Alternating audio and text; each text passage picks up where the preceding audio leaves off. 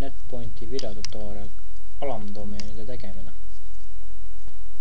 Kõigepealt logi sisse oma direktiivne halduspaneeli, mille aadress on sinna domeen :2222. Peale sisse logimist keeri natukene allapoole kuni lingini alamdomeenid.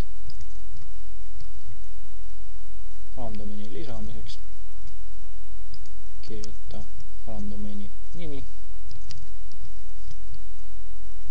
ning vajuta lisa. Ja alamdomeen ongi lisatud. Automaatselt loodi ka alamdomeeni nimeline kataloog sinu public HTML kataloogi.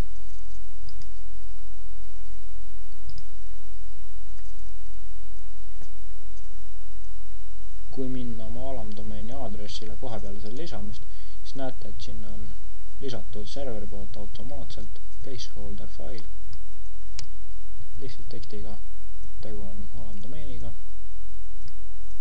ja see on tühi.